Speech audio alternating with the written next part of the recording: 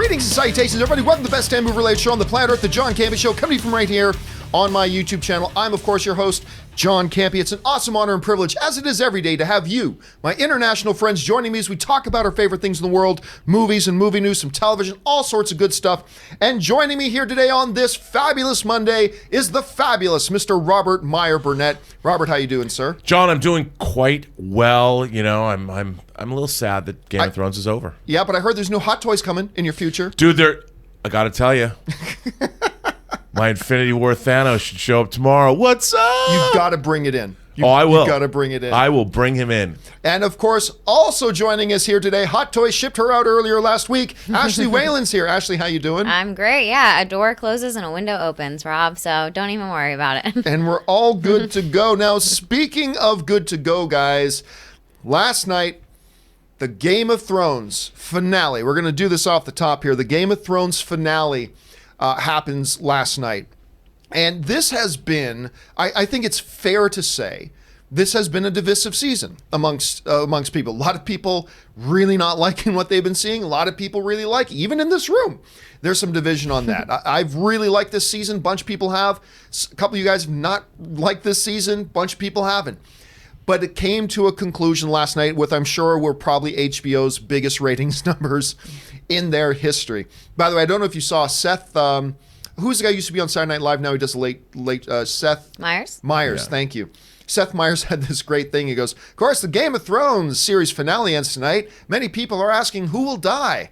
Probably HBO, which is not surprising that, you know how they normally end their episode with Benioff and Weiss doing a little bit of a recap? Instead of doing that, they just showed 3 trailers of their upcoming series. Basically, HBO going, please don't cancel tomorrow. We still have things coming. But at any rate, they do the finale last night. Here's my general quick impression. Of it. It's tough, even for the best of shows, to do good series finales. It seems like series finales are cursed. Even some of the greatest shows of all time, Seinfeld, terrible series finale. Cheers, I didn't like the series finale. One of my all-time favorite shows, Sons of Anarchy, not a great series finale. My all-time favorite show, Battlestar Galactica. Rob, you did like the series finale of that. I do. But even though it's my all-time favorite show, I did not like the series finale of that. I thought this was a pretty decent series finale. Wasn't in love with it, though. And here's what I said to Rob a little bit earlier. I said, to me, I love all the points they hit. I did. I loved the Tyrion stuff. I loved Tyrion talking to Jon speech. That was epic stuff, by the way. I love the Tyrion speech to the council at the end. I like how Dany died. All this. By the way, I should give you a warning. We're going to talk about Game of Thrones here, folks. If you haven't seen the episode last night, you might want to tune out for a few minutes. But it was on television. Everybody could see it last night. I liked how it ended. I liked the epilogue, all of that.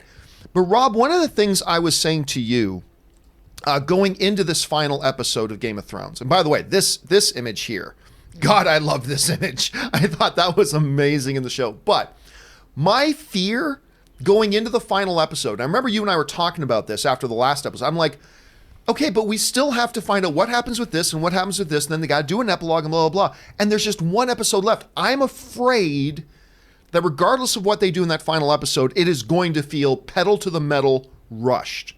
And while I liked the episode, and I liked all the points they hit, and I feel very satisfied, to me, again, it just felt like this is something that should have transpired over 2 or 3 full episodes. I still cannot imagine why, and there's just no justification to me about cutting out 7 episodes from seasons 7 and 8. HBO wanted 10 episodes. HBO was going to give them the money to do it. They were going to give them all the time in the world to do it. They decided not to do it. And I really felt it. I felt it a little bit through this whole season. Even though I've loved the season, I felt it a little bit through the whole season. I really felt it last night, despite the fact that I like everything that they did for the most part. Anyway, Rob, you had a chance to sit down and watch the Game of Thrones finale. What did you think about it? Well, I felt like you did. I mean, I enjoyed everything that was there, but it just seemed like, you know, every character got one little snippet of a scene, and I loved Game of Thrones for so long because I liked all the character interplay. Yeah. I liked how all of these the battles between people in rooms and behind closed doors would then erupt in episode 9 of the season.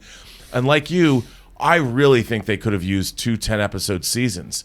But the way they had structured the show, all this stuff goes down in episode 9, the big battles occur. Then in episode 10, the more significant interpersonal stuff happens. And I liked that structure. And I really felt season 6 was the last time you got it. You had the Battle of the Bastards, and then you had Cersei wrecking shop with the High Sept and all that. I loved all that. And both of these seasons, they could have ended season 7 with the White Walkers, and then spent the entire season dealing with Winterfell and Winterfell marching on King's Landing and teaming up with Dany, and what were they going to do? And it all was so fast. And I didn't feel it like I used to just, I would internalize Game of Thrones episodes. Mm-hmm. You know, I would internalize the whole, when the season would end, episode 9 and 10, I'd be like, my God, I felt something. I just went through something. This, I felt like I was watching something as opposed to going through it. Again, I thought it was great, but you know, there's this scene happens that you and I both really like between Tyrion and Jon, with that conversation, which I thought Tyrion's speech to him was one of the highlights of the entire series. Oh, but no doubt. Between that, like in another season of Game of Thrones, between that conversation and then Jon going to talk to Dany, should have been an episode and a half of Jon wrestling with it, going through the ups and downs of what does it mean to do this or what does it mean to do that. But instead, we went right from that conversation to, okay, walk across the hall, knock, knock, hi, Dany, stab. I mean, it felt like in previous seasons that would have been fleshed out a lot more. Again, I like the point A and I like the point B. I just felt there could have been a lot more flesh in between of those things, you know? Well, I agree with you 100%, because here they're going to decide the fate of a shattered Westeros at the end.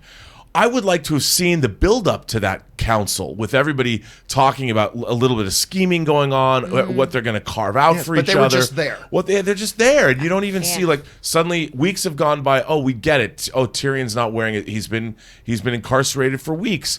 And normally they would have spent like at least an episode with everybody going to this council, talking about what they hope to get, what they hope to achieve. They have to pick a new king. They would have ended an episode with who are they going to pick? You know, and it would have drawn us in, and it would have been a suspenseful thing, and we wouldn't have known, and there would have been back channels and stabbing and this, that, and the other thing, and people would have been positioning themselves, and Yara Greyjoy would have been doing something more than she was doing. She was just there.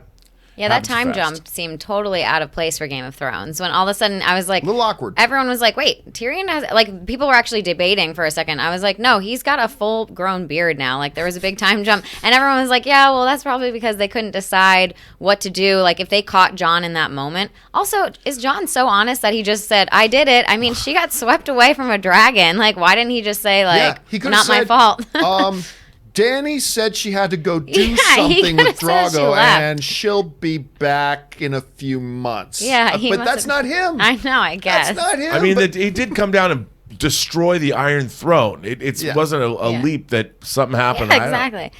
Which like I was saying earlier, like the dragon, like if he just spit out fire and the Iron Throne went down, that would have made sense to me. But the fact that he sees Dany and then is like, that throne symbolizes why my queen just died or my mother just died. I was like, that dragon's a little too smart, but he's smart, but a little too conscious. I was telling you guys a little bit earlier. I swear to God, and I did not want this to happen, but I was like, I was half expecting, after he burns the throne, to raise his head up, look down at Jon, and talk. I thought we were going to have a Smaug moment. Oh, God. And I'm so glad they didn't. There were 3 things in this episode I was afraid was going to happen, and none of them did. One, I thought the dragon was going to talk to him. So I'm like, okay, phew, that didn't happen. Second thing, when Tyrion goes down and sees Jaime's arm hanging out, I was expecting out of the rubble another hand. Like, I'm alive. I'm like, please don't do that.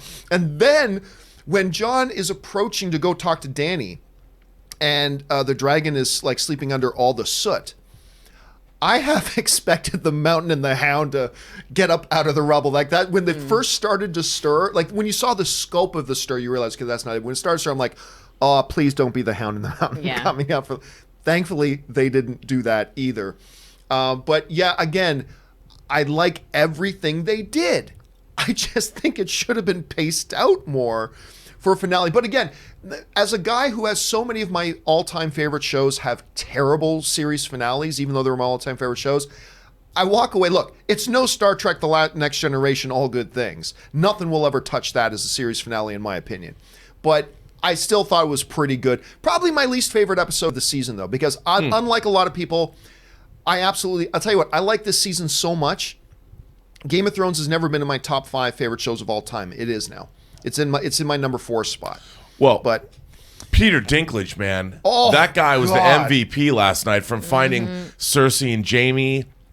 His reaction, his moment. conversation with Seriously. John when he gives the speech to the council. Saving grace of and then, that of course, that episode. Yeah, the mirth-filled comedy antics around the a small table with Bronn gets his castle, was and great. everybody has It felt so much like season 1 again. And Sam is the maester and all that kind of stuff. Yeah, I like that. I should mention this, though. I should mention this, guys. They did it again. People, now, again, watching the show, I noticed nothing watching the show, much like the coffee cup scene. But apparently they did it again. Because in that final council scene, if you look close behind Sam's foot, hey, what is that there behind Sam's foot? I can't. Oh, look at that. It's a water bottle. Yet again, they forgot another thing on set. And again, it's not so egregious. Like with the coffee cup scene, I was like, oh my God, just because the color scheme of the coffee cup, I thought it totally blended in, so I never noticed it. And then somebody pointed out, and you're like, oh my God. Again, this scene came and went. And again, it's just the little edge of it is sticking out, so I never noticed it watching the show. But clearly people did. And clearly, again, something they should have caught. And I can't believe they didn't. But anyway, let me ask the two of you guys this question. Because Ann and I, we did our post-Game of Thrones show last night, and we asked ourselves this question. I want to ask it to you guys. MVP time. MVP awards. Number 1, who is the MVP of the season? Number 2, who is the MVP of the finale? And I'll tell you what my answer to that was. My answer was the MVP of the season was probably Arya Stark. I thought more than anything, she took center stage and did a lot. And I think Maisie Williams may be up for an Emmy Award for this season, to be honest with you. I thought the MVP of the finale, and I'm going to steal your thunder a bit, Rock, because I know you already said this, but it was Tyrion was the MVP of the finale, which I was so glad to see. Like, he's been my favorite character in the show the whole time. I would have been okay if he ended up on the throne. But they made a good case about why he shouldn't. So for me, it's Arya Stark and Tyrion. Those are my 2 MVPs for the season and for the finale. Rob, what about you? You know what? I'm gonna have to. I'll go with you on that. I think both. You're right. I mean, they leaned heavily into Arya Stark this season. I thought she was terrific. As a matter of fact, I expected to hear "Into the West." Annie Lennox is Into the West. I even went on Twitter and I said, "How long until somebody makes an Arya Stark video Into the West that begins with her sailing off?" With Annie Lennox's voice. So I really thought she was great. But I think my favorite moment was Bran who said, "Tyrion, you're going to be Hand of the King." And right. It's just because you think of it, he was Joffrey's hand. He was Daenerys's hand. Like the last place he wants to be, but pretty much the place he does want to be. It's just there was like something poetic about that, and I'm glad he didn't die. And I love the line again. Bran. We were talking about this beforehand. Bran had so few lines this season, but every time he spoke, it was knocking it out of the park. It's like, I don't want it, and I don't want to be king. And yet here we are. I thought the best line though was when he's like, "So will you accept being king? Why do you think I came all this way?" Yeah. It's like I'm a boss. Anyway, I like that. Let me ask you, Ashley, MVP of the season, MVP of the episode. Well, I was going to probably agree with you, but I'll go. I really loved Sansa also in this. She was great. I would say season. I'll go Sansa. Also in the episode when she's like, "Sit down, Uncle." I love that part. and she's like, "Yeah, sit down. You should just shut up now." And then who was that guy? I don't even. It was random. I think wasn't he a Frey? Wasn't he like the last of the Freys or something like that? Was that? Yeah. I thought I could be wrong about that. I could be wrong about that. I also didn't realize who the kid was. Like, that's the kid who was sucking on his mommy's tight till he was 12. Yeah. I didn't realize that was him, and they got the same actor. I for like that they brought him back, though. You know, I guess I agree. I thought that was great. he's Lord of the Vale now, I guess. They brought all those people in. So I'm sorry, your MVP of the episode, Ashley? Okay, so yeah, season I would say Sansa. Episode I would go Tyrion. Yeah, yeah. Across the board, Tyrion, and like the way it ended up, and I love that Sam ended up as Maester. I really did like that. How great was that moment when he stands up? Moment. Yeah. If the king is to rule everyone should have a say. Pause, and everybody starts laughing at him. I'm really glad that didn't happen, though. I was me like, too. are they going to make this like? I was like, is this the rise of democracy right now? I really don't want to see this. Yeah. So anyway, like that a lot. So anyway, Game of Thrones is going to go down as one of the all-time most epic television shows. The final season is going to go down, being known as pretty divisive. I was one of the people who really liked it. A lot of other people didn't for their own reasons, and that's all cool too. But now HBO and the rest of us have to look forward to a non-Game of Thrones world as we move forward, and we'll deal with that as we go. All right. Hey, guys, with that out of the way, we need to get on to some of our main topics here today. But before we get into our main topics, I want to take a second and thank one of the sponsors of our show here, the great folks over at fanjecture.com. I love this game. Show off your box office prediction skills with Fanjecture, fantasy sports for film fans. Play games like Fantasy Film Book. The top films from the box office are matched up and players choose a spread and a total. Track your progress as the weekend box office results come in, compete for prizes, and it's all absolutely free. Now, normally, becoming a Patreon crew member gives you access to exclusive contents and contests, including playing exactly against me in one-on-one stuff. However, now through Memorial Day weekend, all players can enjoy a free preview for all contests, including the contest against me, that Patreon members normally can exclusively enjoy. New contests open this Thursday, so visit fanjecture.com today. And again, I just want to thank the good folks at Fanjecture for sponsoring this episode. It is a really fun game. Go on, guys, go on over and check it out. Okay.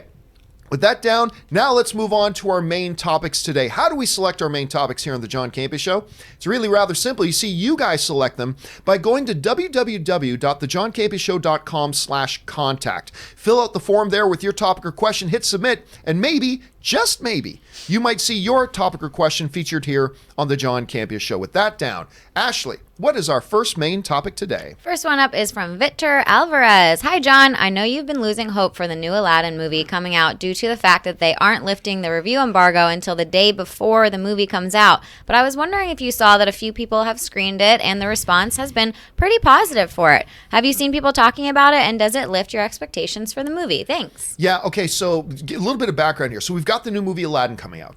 First few trailers come out, not looking so good, not looking so hot. Rob and I go to CinemaCon in Vegas. They show a full number, a piece of footage, like a 5-minute long thing, and everybody's like, oh my God, this looks really good.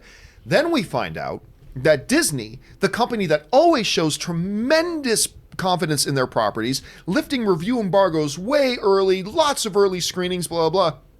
They weren't doing that. They weren't screening the movie until the week it opens. They weren't lifting the review embargo until the day before the movie opens. All of that. Tremendous red flags for any company, especially a company at Disney that traditionally shows a lot of confidence in their films. So I have personally, if you've watched the show, known I lost a lot of hope. However, it has screened for a bunch of people right now. I didn't go. I was watching Game of Thrones. But anyway, I didn't go. But the response so far has actually been not bad. The response we're getting is actually not bad. Let's just take a minute and look at some of the responses that the screenings for Aladdin have been getting. Drew Taylor wrote, I'm not going to lie, it was pretty enchanted by Disney's Aladdin. Not a lot else to say besides how delightful I found the whole thing. ILM knocked it out of the park, they always do. And how everyone doubting Will Smith will be eating their words by the end of next week. Tiffany Minks writes, well, guys, Will Smith is literally a fantastic genie in Aladdin, and I am here for it. Also, I only want to hug Abu with everything in my heart. That's good to hear. All right, Nestor Scene writes, Aladdin is a charming crowd pleaser that keeps getting better thanks to contagious musical numbers, Will Smith's charisma, and a fantastic Naomi Scott. Mike Ryan writes a couple things here, writes, okay, I saw Aladdin. Let me preface this by saying I love Guy Ritchie movies. I actually love Guy Ritchie movies too. But my expectations were still kind of low. And I thought it was, for the most part, pretty good, especially the first 2 acts where it's a Guy Ritchie movie. The third act, he seemed reeled in. Will Smith is legit funny for the first 2 acts. Then he kind of disappears and the movie suffers. Lastly, let's take a look at Jermaine Lucier over at IO9 writes, the second Aladdin started, I began getting choked up. The original is an all-time favorite, and the remake plays to that nostalgia beautifully. It improves on the original in some ways and is inferior in others, but as a longtime fan, I truly enjoyed it. It made me feel like a kid again. And finally, our friend Peter Soretto over at Slash Film writes, Aladdin is better than expected. Not the complete disaster critics were expecting, but also not a home run. It's surprisingly fun. Naomi Scott is a great Jasmine, but didn't love the actor playing Aladdin. That's Masoud who played that. The music is better the less it tries to evolve the songs we already know. So overall here, Rob, not stunning, resounding endorsement. Not this is the greatest thing ever. Right. But me especially, have been getting pretty pessimistic about this particular film. Hearing this stuff makes me feel a little bit better. Number one, are you surprised to hear these responses? And do they fall somewhere within the range of where you thought they would be? Yeah, John, I think it's kind of weird how we've all, and I've been guilty of this too, feeling dubious about this project from the beginning. Like, I have been a fan since the Cinderella remake. I mean, how can you not? Our favorite girl stars as Cinderella. Lily James. I mean, one of them. Directed by Kenneth Branagh. Enchanting. I couldn't believe how much I liked Cinderella. We got The Jungle Book.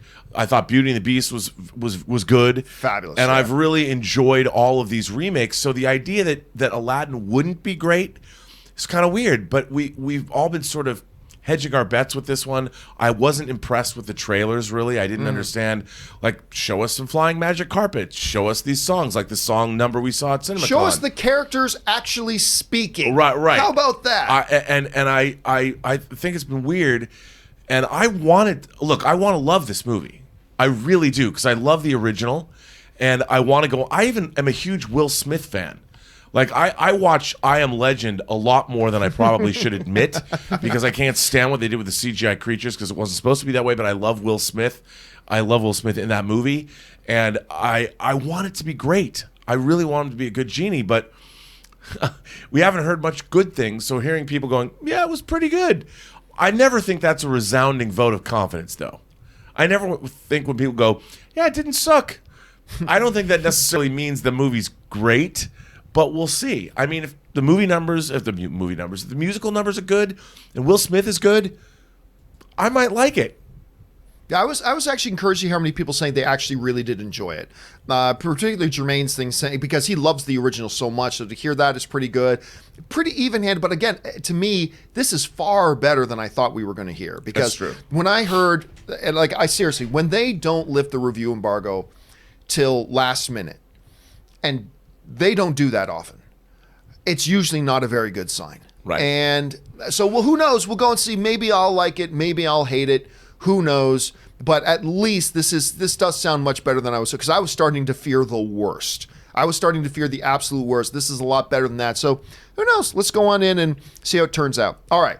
With that down, Ashley, what is our next main topic today? Next one up is from Arnold Smith. John Wick 3 crushed the competition this weekend. To give some context just how big of a win for Lionsgate this is, they've had 49 films in a wide release since Hunger Games Mockingjay Part 2 and before John Wick Chapter 3. Not only did it open bigger than all of them, but it's already outgrossed 37 of them at the domestic box office. What does this success tell us about how this franchise have evolved since first film, and what its future is? Yeah, it hasn't been sunshine and rainbows for Lionsgate. I mean, recently they've had some minor, small, impressive little hits along the way too. But yeah, John Wick Chapter 3. Let's take a look at the box office results from this weekend. John Wick Chapter 3 exceeds all expectations, comes in with $57 million, which is by far, it almost doubles the opening weekend for John Wick Chapter 2. John Wick Chapter 2 almost doubled the opening weekend for John Wick Chapter 1. Now John Wick Chapter 3 almost doubles the opening for John Wick Chapter 2. And let me tell you, folks, well frickin' deserved. Anyway, Avengers Endgame drops down to $29.4 million. Taking another 54% drop. Also to note, we're now seeing the theater count starting to drop. About 450 theaters dropped Endgame this week. Hey, that's what happens as you get into week 3 and 4. But now we're starting to see that with Endgame as well. Pokemon Detective Pikachu took around a 50+% drop down to $24.8 million. A Dog's Journey opens with more than I thought it would. Opens to $8 million, and The Hustle comes in at $6 million. Now, before we talk about John Wick, let's track the progress here of Avengers Endgame, because that seems what we're always asking about and everybody's always talking about every day. Where does it stand now in relation to the all-time records? Well, Endgame this week passed Avatar to become the second biggest domestic box office film of all time. That's significant there too. So let's look at the all-time records here. Endgame right now domestically is sitting at $770.8 million.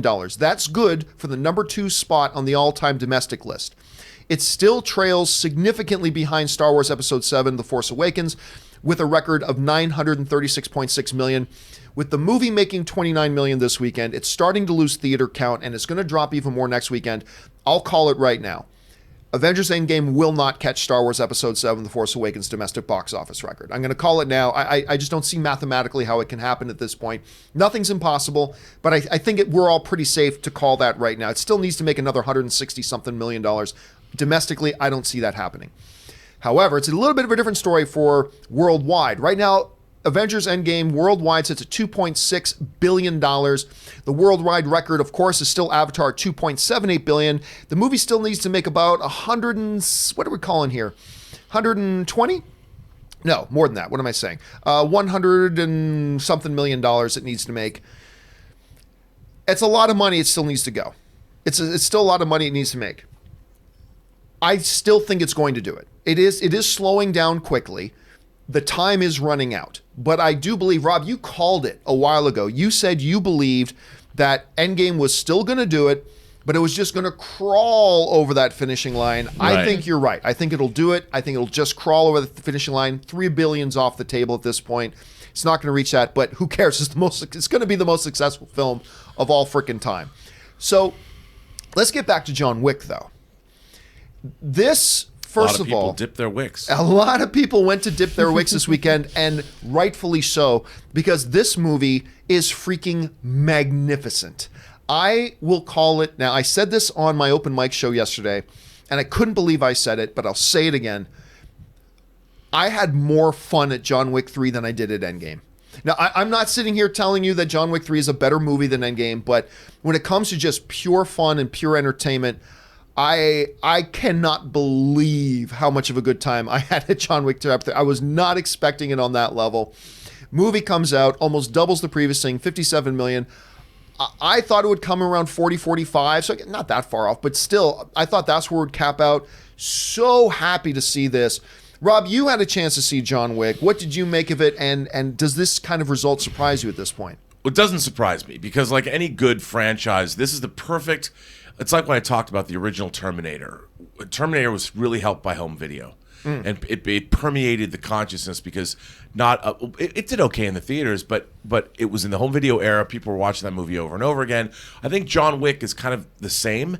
I think people have discovered John Wick once it came out on home video, once it was available to stream, and its audience has grown exponentially, and it hasn't been reflected at the domestic box office with the first 2 films.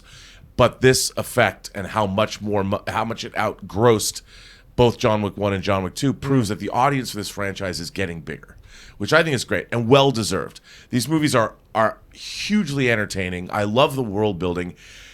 As far as John Wick 3 is concerned, I thought the back half of it really sort of was repetitive. You know, I thought the fights were kind of the same. I liked it, but it really slowed down. There's a lot of stopping. Like they're having these fast and furious fights, and then they would stop to talk with each other for a minute, and then throw somebody else through a glass case. But I loved all the world building. I love the adjudicator and the whole we decommissioned the Continental and let's not give away spoilers or anything like that. Oh well, the stuff that they have, the plot of the movie, and I don't know if you can really spoil a John Wick movie, but just in case. I really did like the relationships. I really like Lance Reddick and Ian McShane is the I want to open a hotel with their characters. I mean, I love that they have this. I love that they're so refined. Yes. Lance Reddick can do no wrong. I mean, I love seeing them come back. I thought all the additional characters. I thought Halle Berry was great. Oh, so much better than I thought she would be. It was great watching them work together. Was really, really good.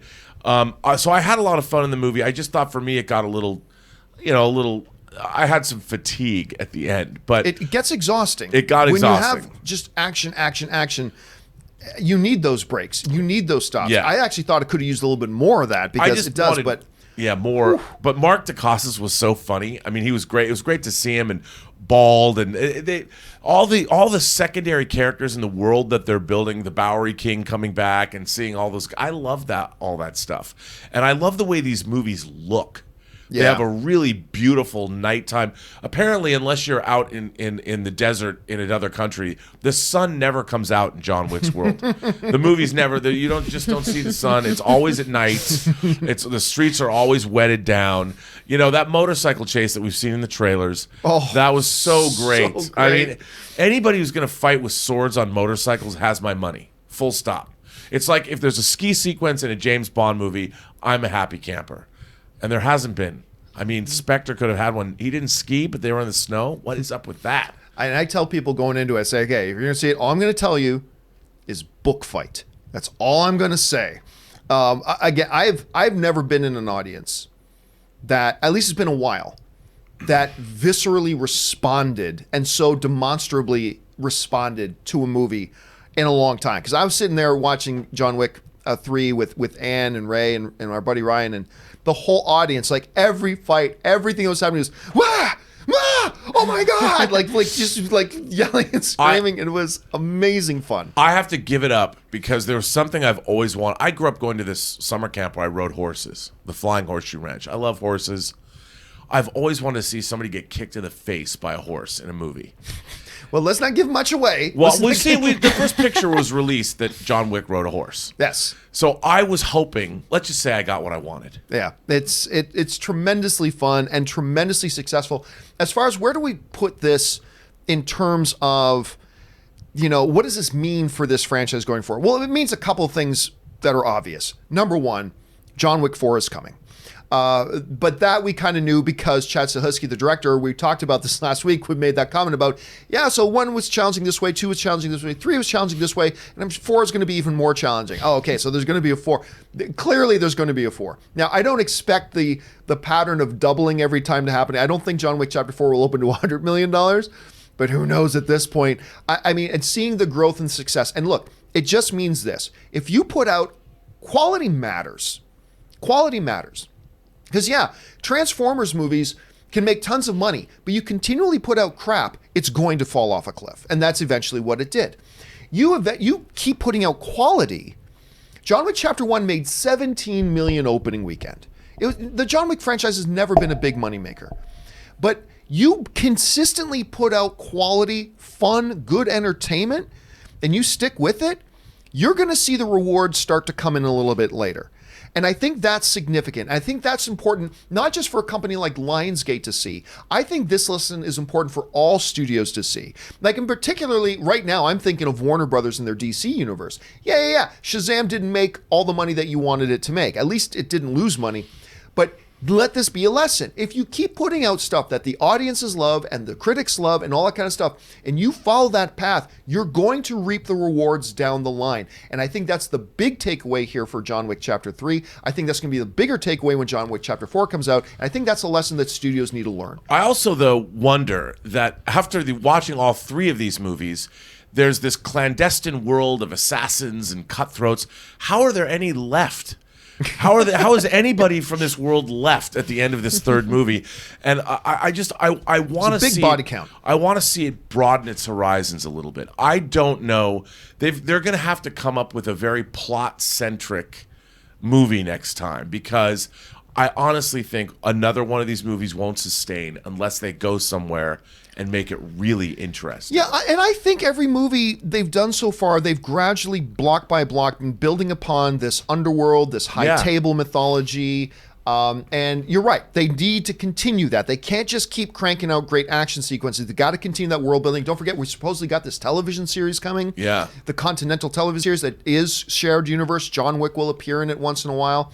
So it's going to be interesting to see where they go with it. Because how many people can you shoot in the head in one franchise? That sounds like a challenge. John Wick says, hold my beer. All right, let's move on now to the next main topic today. Ashley, what's up next? Up next is from Karen Jacobs. I was reading an article that was saying that The Secret Life of Pets 2 was actually going to open bigger than X-Men Dark Phoenix on June 7th weekend. I swore it must have been a typo, but I looked elsewhere and it seems true. What has gone so wrong for the X-Men franchise that the final movie in the series can't even open at number 1 on its opening weekend? It's called X-Men Apocalypse, is kind of what went wrong. You had a changing of the guard a little bit. That movie wasn't so good. This is also a movie, X-Men Dark Phoenix, that has had questionable then they put out a great one, but their first couple of trailers were very questionable. Like, what the hell is this? On top of that, you've got, drama and confusing of the audience. It's on now its third release date right now. It was supposed to come out, I believe it was November of 2018. Then it was supposed to come out in February of 2019. Then it got pushed again to the current incarnation where it is and where it does look like it's finally going to open. You have some people perceiving as a recycled plot from a previous X-Men movie. You have it just, there's a lot of things working against it. And again, if you're coming off a position of strength, you're doing okay. They're coming off of X-Men Apocalypse, which I'm a big X-Men fan. I'm a big X-Men movie fan. And I love The Age of Apocalypse is my all-time favorite comic book storyline. All time. That movie was disappointing. Now, some people may love it, and that's awesome. I celebrate that. But for me, I was tremendously disappointed in that, and I was ready to move on from it. The Dark Phoenix thing was interesting. You got a first-time director in there, all that kind of stuff. So it leaves you in a place where it's not going to get the results that you want. Now, let's put this in context, and what are the projections right now?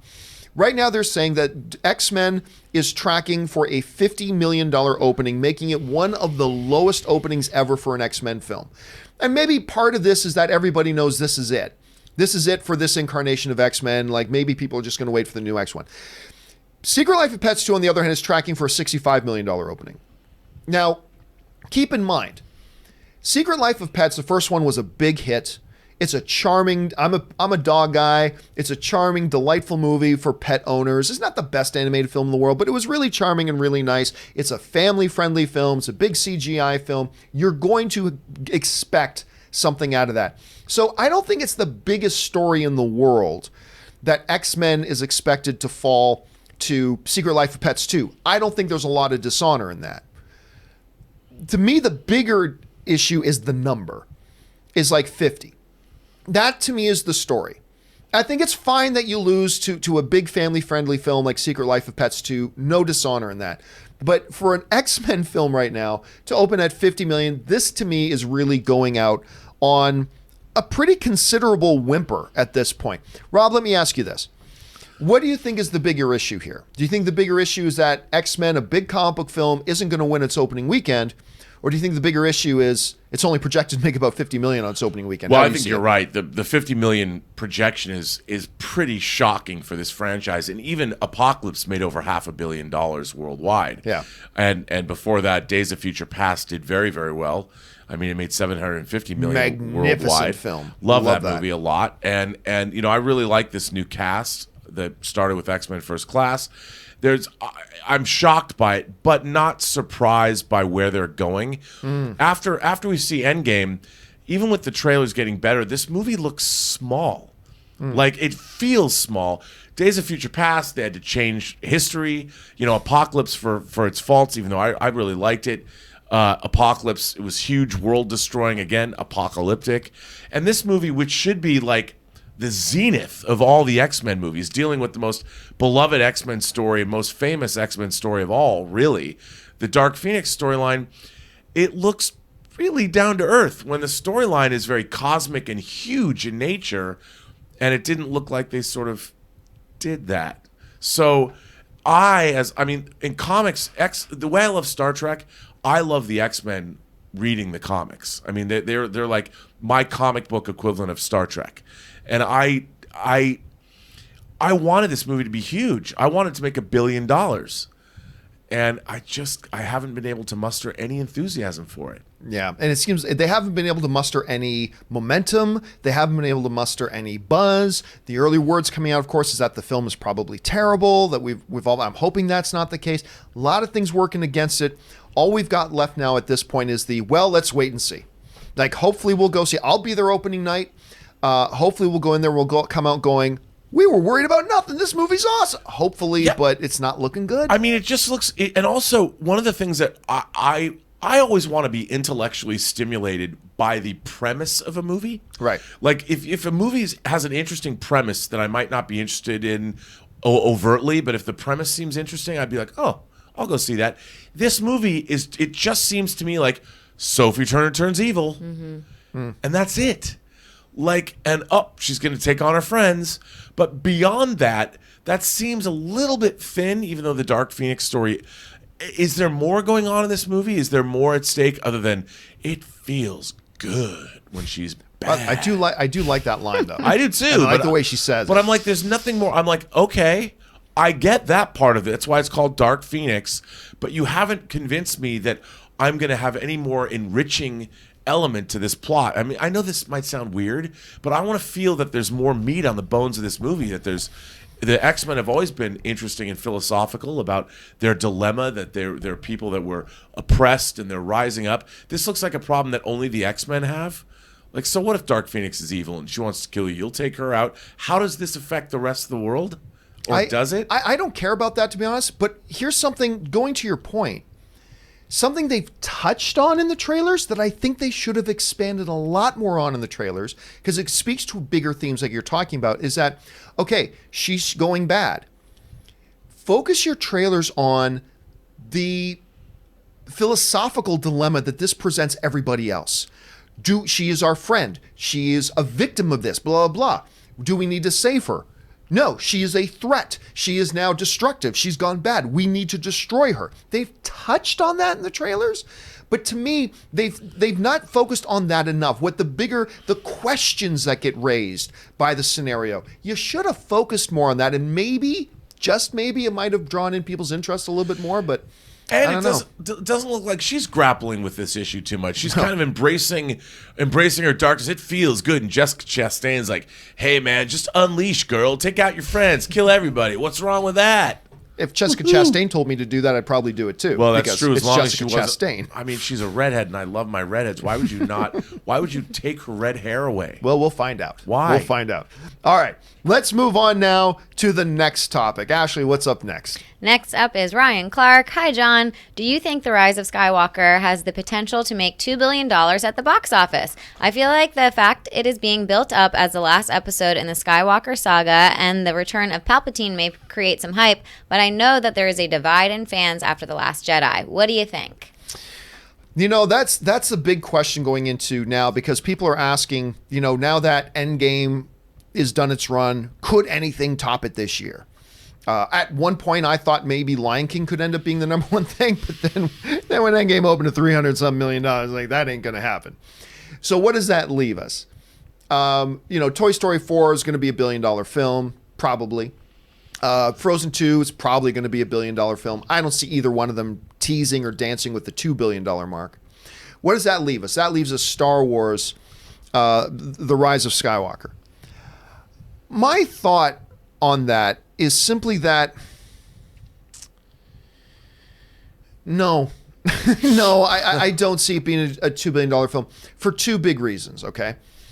Number one, when Star Wars The Force Awakens came out, and it making $2 billion, it had a couple things going for it. Number one, it's great. So that's going for it. But it was the return of Star Wars. It was such an event. Something that we thought after The Last Jedi, or Return of the Jedi, I should say. Something that after Return of the Jedi, we never thought would happen again. A new Star Wars movie coming. You see Harrison Ford coming out there. Chewie, we're home. We see that happening. We see the Falcon flying around. We hear the TIE fighter sounds again. We were home. And it created this big event atmosphere. And fortunately, the film is also very good. So everybody came out. They kept going back. All that kind of stuff. Star Wars was back. The couple of things that part 2 have working against it here, or not, so what I should say is episode 9 has working against it, is number one, that's gone now. That whole, the novelty of the Return of Star, that's gone. So you can only play that card once. And the other thing is this, is that while I appreciated The Last Jedi, it's a very divisive film. It's a very divisive film. And you're going to see that it's going to have an impact. Like an impact that the movie only makes $600 million worldwide? No.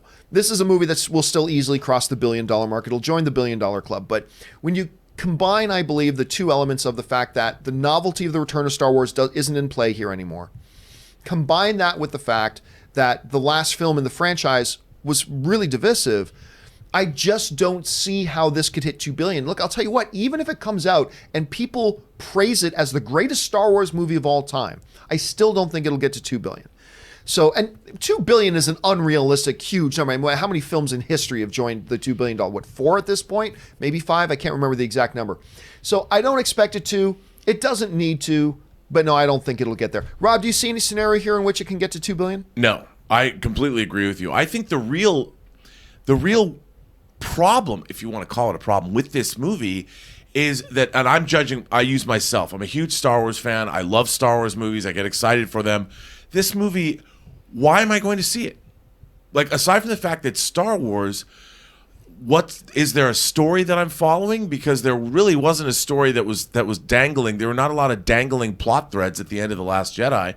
And the characters I don't think they've permeated the pop culture consciousness the way they wanted them to. I like Poe, I like Rey, I like Finn, BB-8's cute, I get all that. But they don't really live in my mind the way Luke, Han, and Leia still do. I want to see Lando more than anything else. And I think this movie, unless they show me, I mean, I'm more excited to see the Lando and find out how did they work the Emperor into this movie. And if that's the question, if I'm asking myself, how is Palpatine in this movie, and I'm not wondering about Poe, Rey, and Finn, there's a problem. And I think this film might be, Solo notwithstanding, I don't know if it's going to perform unless it sticks the landing, unless it's the most amazing Star Wars movie we've ever seen. And it's not going to make 2 billion. I'll be surprised if it does Last Jedi numbers, frankly.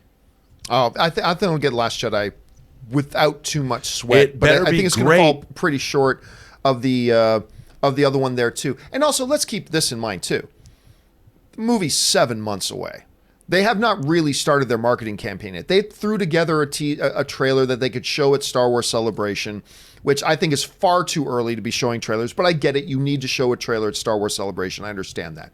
So we're probably still a couple months away from really getting a feel for what the movie is. And I think once that marketing campaign starts, we'll start to get a better feel as to how this thing's going to perform at that level. But again, I don't see it happening. I just can't. I mean, it would be great if it did, but I just can't see it happening. Even if the film is magnificent, I don't see it getting to 2 billion. So that's what I think. What do you guys think? Do you agree? You disagree? Jump it down in the comment section below and let us know your thoughts. I don't see it happening either, but also I feel like Rey is almost like the Captain Marvel of Star Wars right now. Like, so many little girls are obsessed with her, and I love Rey. Like, I feel like a lot of women turn out to see Rey. But I think I like Daisy Ridley's portrayal, but what's her story? Mm-hmm. Other than seeing Rey again and the relationship she had with Kylo Ren, which was interesting, I don't know where she's going now.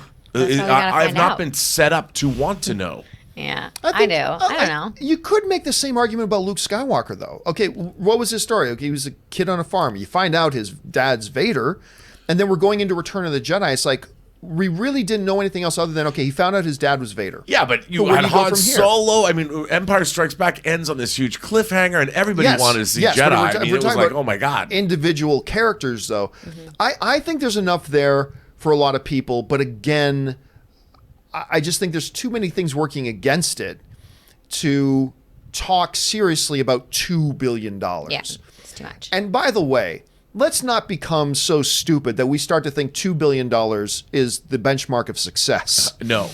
Like any film that makes $700+ million is a wild success, let alone just joining the $1 billion club. So let's keep that in mind as well. But Yeah. all that being said, I just don't see $2 billion being a possibility. So we'll have to find out. All right. What is our final main topic today? Last one up is from Boris Nekovaski. Hey guys, have you watched the trailer for The Dark Materials yet? I remember seeing The Golden Compass as a kid and loving it, but realized its flaws when I watched it more recently. The trailer for the new series, A Bet Short, looks great, and I'm so excited to see Daphne Keane do other work since she was amazing in Logan. Just wanted to hear your thoughts. Thanks.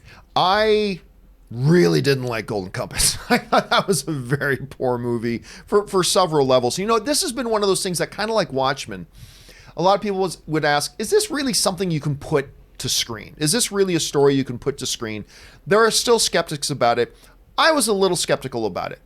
I was very surprised to find out that HBO was going to try doing a series with it. Saw the trailer for it finally, and I'll tell you what, I thought the trailer was intriguing. I'm not jumping up and down in my chair about it. I'm not like, oh my God, I got to watch this now. No, but I thought it was intriguing.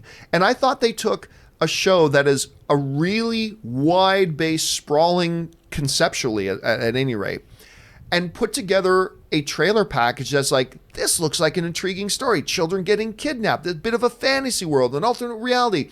Daphne Keane, like James McAvoy, says, you know what? This is an appealing package. This looks like something I might want to check out. So it worked for me on that level. I didn't think it was fantastic, but it worked for me on that level. Rob, you saw it. What did you make of it? I cannot wait. Again, his Dark Materials trilogy by Philip Pullman. There's more books now, but those books are incredible, and they're really heady. They deal with religion in a really interesting way, which the movie had to pull back from. I think this series looks great. I'm a big fan of literary adaptations, especially when fantasy and science fiction are involved, and horror. And if they pull this off, and it looks like they have, I think this could be really something special. And I think it's going to blow a lot of people away. And I have to say, HBO's got these shows now, his Dark Materials, Watchmen, and the Emma Thompson show that's called Years and Years, right? Which is about which I didn't know, literally did not know anything about until I saw the trailer on HBO, where I looked it up, and it's actually about how politics and how the political arena affects a family over a 15-year, 20-year period of time. It's sort of a future history, near future thing. I'm like, there's 3 shows on HBO now that I can't wait to watch. That his Dark Materials being the number 1. So number 1 with the bullet, and the season 3 Westworld trailer just dropped. Come on, that looks great too. So I thought it looked terrible. Did you? Yeah. I think what they're doing is really interesting and taking it into because we can't. If you haven't seen Westworld, I think it's really going to be interesting. 4 shows I really want to watch. And look, and I'll tell you what too, the Zendaya trailer, that new show she's got, that Euphoria. suddenly looked really Euphoria. That suddenly looked really interesting. That you add on top of that the shows they've got. Look, make no mistake about it, Netflix does some amazing things. I still think the king of original series is HBO, though. Have you watched Chernobyl? No, and I still haven't. Everybody's telling me I got to start watching Chernobyl. Great. I cannot wait to start watching that. It also will make your flesh crawl. Well, yeah, of course, understanding the subject material, but HBO is killing it. But they have to, because their number 1 all-time draw just ended. So they are basically in the please don't cancel kind of thing. I can't wait to see what the cancellation numbers are now. Now that Game of Thrones is done, see what kind of a drop and they the take. executive switch over in the AT&T merger. They've really gutted what HBO used to be. It'll be interesting to see if this might be HBO's swan song year. But it looks good. Like the looks like material it's right really now looks good. really good. So let's wait and see how all that turns out. All right, guys, listen. It's now time for us to save some time to take your live questions, because the most important part is we want to hear from you. What do you guys want to talk about? What do you guys think about all the stuff that we just talked about here now? But before we get to that, there are a bunch of other things going on in the world of entertainment that we don't have time to make full-fledged main topics here, but we want to make sure you guys are caught up to date here. So right now, we'd like to present to you Fact Checker Jonathan's daily movie news feed. Check it out. First up, Game of Thrones is over, but there's still news out there. For instance, according to one of the film's stars, Dwayne Johnson, Hobbs & Shaw has officially wrapped production. From CBR.com, Johnson announced the production wrapping with a post on Instagram saying, "That's a 100% official wrap on production for the beast known as Hobbs & Shaw." He goes on to thank all the cast and crew that worked on the film as well as all the fans. In the image he posted, Johnson is on a motorcycle of his own private collection. Hobbs & Shaw is a spin-off of the Fast and Furious film series. It follows Luke Hobbs, played by Johnson, and Deckard Shaw, played by Jason Statham, as they go up against the villainous Brixton, played by Idris Elba. Fans of the series also have Fast and Furious 9 to look forward to in 2020. Fast and Furious Presents Hobbs & Shaw arrives in theaters August 2nd. Next up, Captain Marvel didn't make huge money this week, and in fact it didn't even crack the top 10 at the May 17-19 domestic box office. But from last Sunday to today, its domestic total jumped $2 million, now totaling $1.125 billion. All told, the past week or so has been enough to push Captain Marvel's worldwide gross above two competitors, 2011's Transformers: Dark of the Moon and 2003's The Lord of the Rings: Return of the King. Captain Marvel rests at position 22. However, that will most likely change as Star Wars: The Rise of Skywalker, Toy Story 4, The Lion King, and Frozen 2 hit theaters later this year. In other box office news, John Wick Chapter 3 topped Avengers Endgame this weekend, and Avengers Endgame overtook Avatar at the all-time domestic box office. Next up, Kevin Costner is part of a group of stars this year that you once never would have imagined seeing in a TV series. But Costner not only took that plunge with Yellowstone from Hell or High Water and Sicario writer Taylor Sheridan, but also tested the streaming waters with the Netflix film The Highwaymen. When asked if The Highwaymen would have been successful with a theatrical release, the actor said the following: "I don't think so. I think it will be received by an audience on Netflix because of that, and the understanding we were after something special. But getting people out of their homes? I don't think that movie makes it. So what would happen is they have to make it for such a low amount. You're going to lose the production value and lose the premium viewing experience." Costner will appear again on TV in Season 2 of Yellowstone, airing on Paramount Network on June 19th.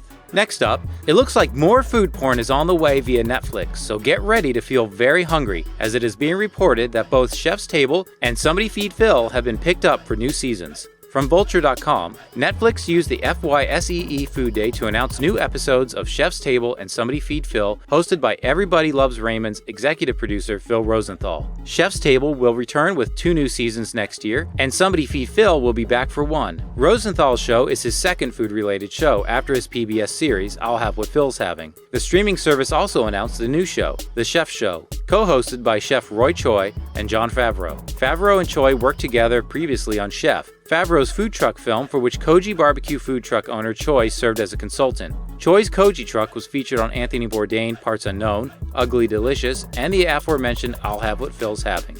Next up, John Hannah, Corey Johnson, and Oded Ferrer will star in Layer, billed as a socially conscious horror movie about an LGBT family embroiled in one man's attempt to prove the existence of the supernatural. From Variety, the trio all appeared in the successful franchise The Mummy, and their new picture goes into production later this year. The film follows self-proclaimed occult expert Dr. Stephen Caramore, played by Johnson, who ekes out a living debunking claims of possession, haunting, and anything supernatural for a quick buck.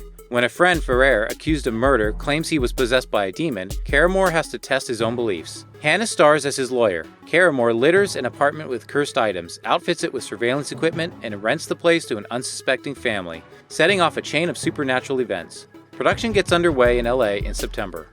And finally, Keanu Reeves is enjoying revisiting his characters of late with John Wick Chapter 3 and Bill and Ted Face the Music. Now the actor would like to continue this trend with another one of his past roles. MovieWeb.com reports the actor would love to come back to the world of Constantine. Excitement was high on Constantine before it hit theaters, but that quickly faded away. However, Keanu Reeves would like to come back to the role. Reeves has been talking a lot about past roles over the past several weeks while out promoting John Wick Chapter 3 Parabellum. Constantine is on his radar. He explains, "I've always wanted to play John Constantine again. I just love that world too. And I love the character. I just had a blast playing a character and playing in that world. Maybe now would be a good time to revive Constantine." DC and Warner Brothers may already have plans to bring the character back, though it has not been confirmed at this time. Keanu Reeves just scored the #1 movie at the box office with John Wick Chapter 3, which is also the franchise's best ever opening at $57 million. The 4th movie is already being mapped out. And that will do it for today's installment of the Movie News Feed. And now you are all caught up to date on everything going on there. And now it is time for us to move into our live questions. This is the most important part of the show, guys. We want to hear from you. Jump on in, start firing them in. Ashley, get us started. What's the first thing going on in the live chat? First one up is Nathan Oswald. No loop this time? Okay, for those of you who don't know maybe what he's talking about, when I was doing open mic yesterday, there was a glitch, and the opening theme was on a loop. And since I had nobody here to tell me something was going wrong, the background, the intro music just kept looping as I was doing the show, like for the first 10 minutes of the show. So I finally just had to stop the live stream and just redo the whole thing pre-recorded. But it looks like I did get that little glitch fixed. So thank you for pointing that out again. All right, what's next? Samuel C137, literal actual facts. PG movies are more violent than R movies. John Wick, hold my book. Hold my book. I like that. Yeah, I've been hearing that for some people lately saying, there's more violence in PG-13 movies. It's like, no, there's not. I know, look, you get away with a lot in PG-13 movies. You get away with a hell of a lot. If you don't show blood and you don't show boobs, you can get away with a lot in a PG-13 movie. But R is still R.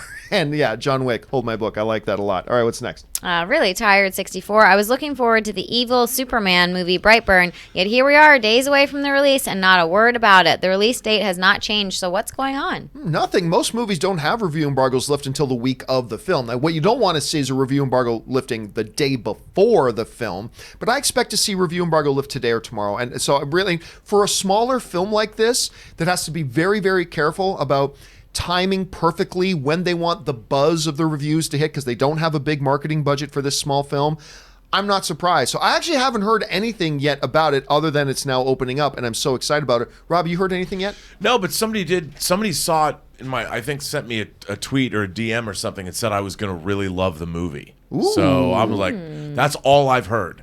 And I think this movie looks great. And, all right. And aren't we all rocking, hoping it's going to just be awesome? I'm telling you what, I cannot wait. This was one of those films, the trailer came out of nowhere. It just captivated my imagination. I cannot wait to watch this damn thing. So here's hoping, really tired. Here's hoping, fingers crossed. All right, what's next? Willow Yang, we had a poll at my lab over who'd end up on the Iron Throne. Let's just say that nobody won. And once again, never doubt the Vegas bookmakers. I still remember, Rob, when you came in, you were the one who told me that the Vegas bookmakers had, you could place bets on who ends up on the throne. They had Bran as the favorite. And you and I were both like, what? Really? And until Tyrion gave his little speech where we went, oh, I guess that makes kind of sense. I don't know anybody. I personally don't know anybody that was picking Bran to end up on the throne. Did you? Well, I did for our Oscar pool, our death pool, whatever. We had to write sentences at this thing last night. I went to a dinner party, what was going to happen. And I picked Bran because I just didn't feel that anybody else that was left I didn't think Jon would be sitting on the Iron Throne. I just didn't. And who else would do it? Tyrion, probably not. And I thought Bran might be, I mean, he didn't do anything this season. He literally he had some good lines, but he was not proactive. He just sat there, and I guess, well, they're going to make it Bran the Broken, or it's fine. I mean, I don't quite know how many proclamations he's going to make during his reign, but he seems to have a council I'd want to hang out with. So when he speaks, he's dropping bombs, though. He does. Whenever he speaks, he drops bombs. All right, what's next? Matt SF Jada, over under 50%. 2019 is just as good as 1994 was for movies.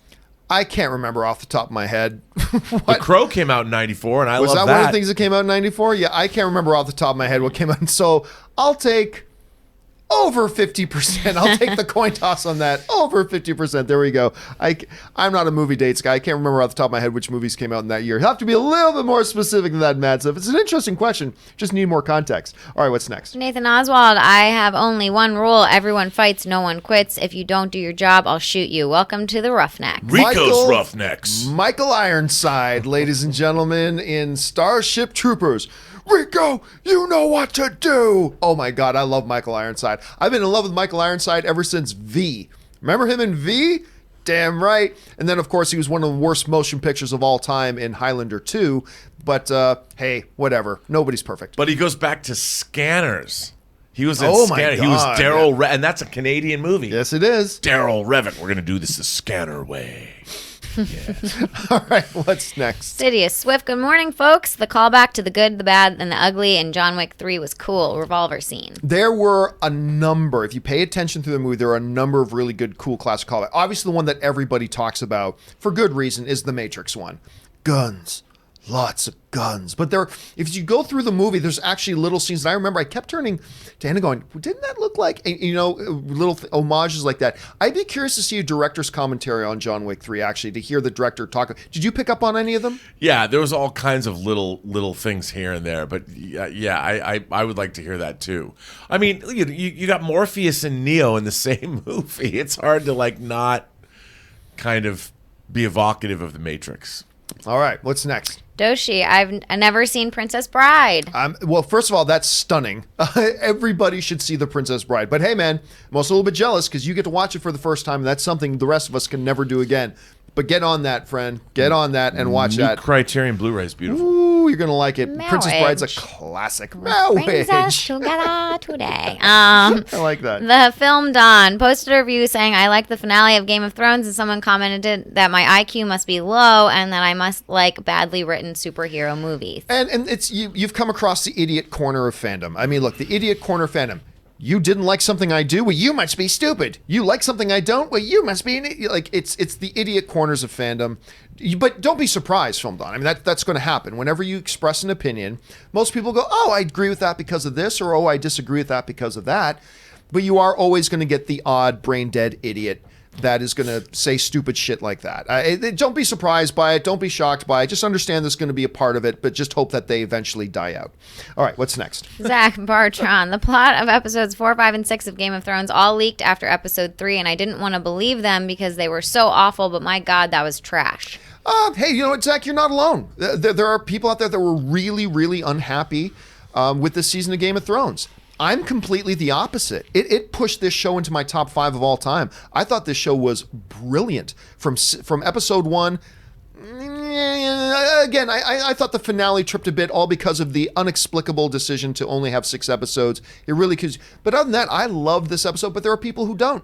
And that's the beautiful thing about entertainment, man. We can all watch a piece of entertainment and it can hit us all in different ways. And you felt one way, I felt the other. And we can still be film friends and talk about it. That's the best part. All right, what's next? Nathan Oswald, movies turning 15 this month. Van Helsing, Troy, Shrek 2, The Day After Tomorrow. Oh, remember Van Helsing? Oh, God, I try not to. Oh. What? Seriously, there's not a lot of movies, Rob, that had so much pure potential. Like that, you had Hugh Jackman in there. You had from Underworld, Kate Beckinsale. Yeah. You had, I mean, the whole subject matter of it was terrific, and it just fell so flat. Steven Sommers needed his computers taken away so they could. The CG in that movie, the effects are so over the top. It's hard to watch that movie. Like I have a hard time. I've seen it once. I tried watching it again. I can't get through it. I can't watch the film. And yeah, Troy. No verisimilitude. Troy feels 15 years old. Shrek 2. I love Shrek 2.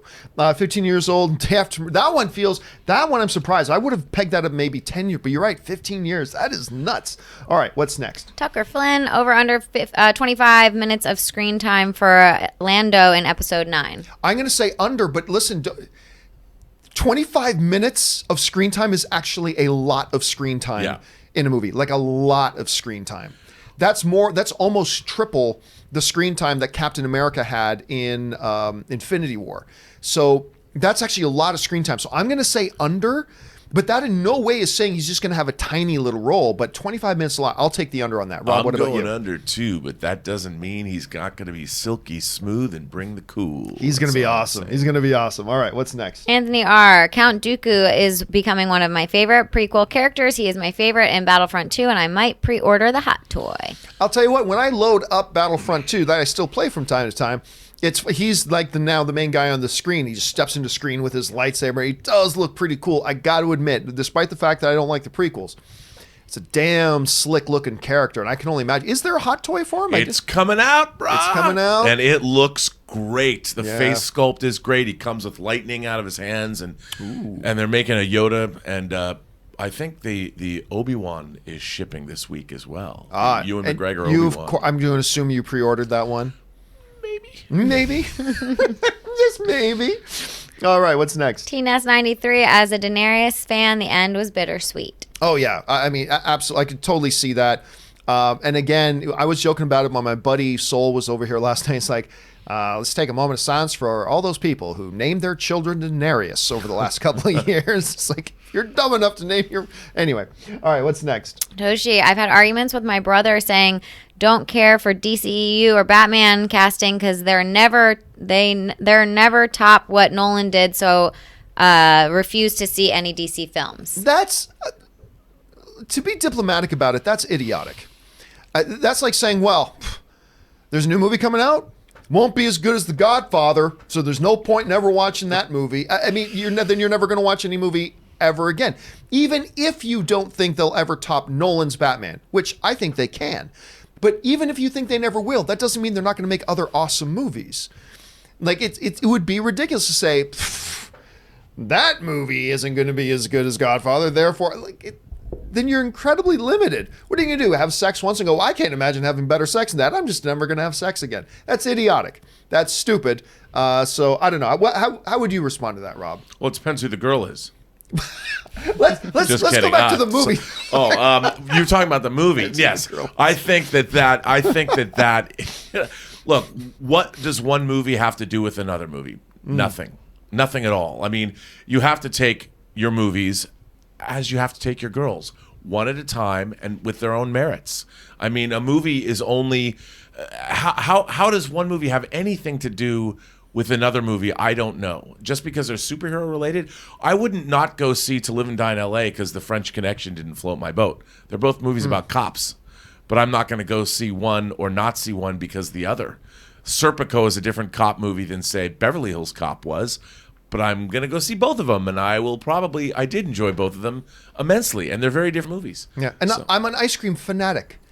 Best Sundae I ever had was at this restaurant in Canada. Do you think I'm never going to have another Sundae again because it won't be quite as good as that Sundae? That's ridiculous. All right, what's next? The Hero, John Wick 3 times budget earned worldwide first weekend. Or one weekend. Did it, or do you mean it made 3 times its budget? Yeah. It didn't have triple the budget of the previous. I know it's nuts. This is a success story among success stories. And again, if you make good movies that the audience and critics like, and you stick with that plan, you will reap rewards. Maybe not right away, but you will reap rewards. And I couldn't be happier for the folks behind John Wick. All right, what's next? Mickey Altieri, the only praise I can give for the final season goes to the actors and some of the crew. They really gave it their all this year, with Emilia especially shining through with her performance. I thought Emilia was great. And, a lot of people for years, because I've been saying for years, Danny's a jerk, Danny's a jerk, Danny's a jerk. I've probably been saying it since season 3.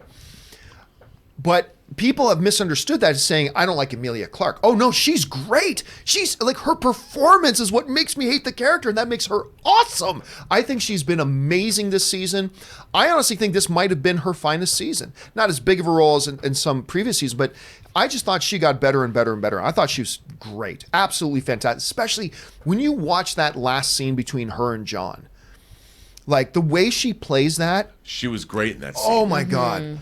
Like, Tyrion was the MVP character. Shit, that might have been the MVP moment of the episode, though. Like, her performance in that, I just thought was top notch. Totally top notch. Love her. Absolutely love her, Mickey. So I agree with that completely. All right, what's next? Maury Reich saw John Wick 3, and I had a blast. The story, humor, characters, and most of the action was nonstop awesome. You're right, that book scene was great, but I love the Continental fight more. Lots and lots of guns. Lots of guns. Lots of guns. Look, the one thing I'll say, and Rob, you alluded to this, and I agree. You can't just have a movie that's nonstop action from beginning to end. It does begin to get exhausting. And you need to have those breaks. And I'll say that I think John Wick 3 came dangerously close to that limit, maybe even crossed the limit a little bit.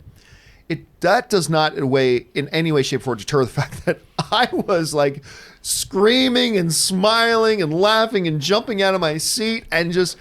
It was such a thrill ride of a movie for me. I couldn't get over it. And I'm a dog guy, so I love all the dog stuff in the movie. Yeah. Really love the dog stuff in this movie. I just had so much fun. And, Rob, it's always great when you're in a theater that the energy level of the theater just goes up with the movie. It just makes for a better experience. What was your theater like? Because you went to go see it. I went and saw in Pasadena. It was up there, but it was a little bit more subdued than I would like because you got to go to get that audience. You've got to go to an actual theater where you know you're going to get that kind of an audience, because a lot of moviegoers, they just go. But if on an opening night you go to a first show and you go to a theater that attracts fans because of the venue itself, that's where. Did you see it at the Burbank 16? I saw the Burbank 16 Always a opening good crowd there. You Always know, a good crowd. Everyone knows, and they go there. They flock to that theater to get that experience. And I didn't get quite that experience. It was good, but it wasn't what I had with Endgame. It wasn't what. Yeah, I should have gone. Mine was so good. Like, people who are total strangers were like, because some big happens, you turn to the person you're with, like, oh my, there were strangers I was turned to the guys next to me going, did you see that? And like, everybody was just having so much fun with it. It absolutely adds to the enjoyment of it. It's always good when that can happen. All right, what's next? Dill Pickle, and saw a new Bundy movie and enjoyed it. Have you seen it? I still haven't seen it because I was turned off by the fact that it got dumped on Netflix, and some of the reviews were middling, but everybody across the board is saying that Zac Efron was fantastic in it, so I do have it queued up. I am going to watch it probably sometime this week. All right, what's next? Nathan Oswald, to me, the worst Star Trek movies are The Motion Picture, The Final Frontier, Insurrection, and Nemesis. You're not going to find a lot of debate amongst most movies on there, but Rob, a really interesting debate that often comes up is the original motion picture. There's a lot of very differing opinions on that. Some people actually think it's completely classic. Some people think it was just terrible. I don't know that I've ever asked you, where do you fall on the original motion picture? Star Trek: The Motion Picture is my favorite Star Trek movie. Really? More than Wrath of Khan? I think Wrath of Khan is the best Star Trek movie, but Star Trek: The Motion Picture is my favorite Star Trek movie. The director's cut especially. I wish, this is the 40th anniversary of Star Trek: The Motion Picture. I wish they would do a restoration. They would restore the director's cut, which only exists in standard def. Robert Wise participated in it. They should re-release it in IMAX, do what they did with 2001, and really celebrate it, because I do think Star Trek: The Motion Picture gets a tremendously bad rap. And if you watch especially the director's cut, I think you might enjoy it.